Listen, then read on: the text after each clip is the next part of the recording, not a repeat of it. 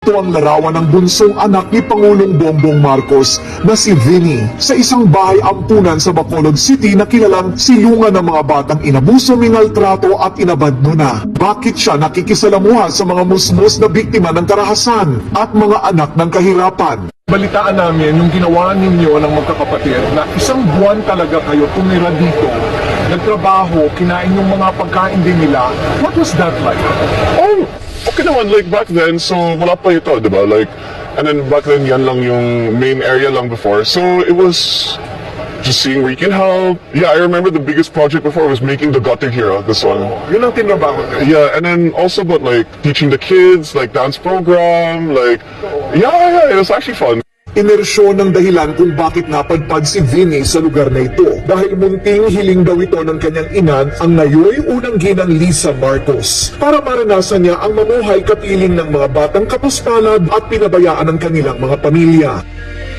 Gusto kasi ng kanilang nanay, Lisa Marcos, na bukod sa malaman nila ang kwento ng mga batang ito, ay personal daw dapat nilang maranasan ang pamumuhay sa loob ng isang bahay ampunan. Dahil sa pakikisalamuha sa mga kaawa-awang mga paslit na yun ay mas pinapahalagahan na ni Vinny ang mga bagay na mayroon siya. Isa na rin siya sa mga taong handang itaguyod at ilaban ang karapatan ng mga batang Pilipino. If you look at all the kids naman talaga here, you can tell that, you know, they want comfort, right? Because like, they really grab onto you, like, you know, they really want you to be there, and you can tell, like, they've had a hard life, but by the end of it, like, they come out okay. Like, there's one kid who's now college, like, when I talked to him before, super quiet, abused, like, you know, but then after just 2 years lang, like, already on the way to college, he's a programmer now. Yeah, wow. That's why I'm so proud of him.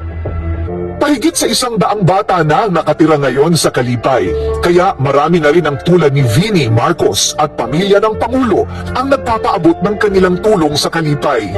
Sa aming pagbisita, instant ang milyong-milyong pisong donasyon na galing sa mga taong tulad ng mga negosyanteng sina Manong Chavit Singson at Kevin Tan ng Mega World.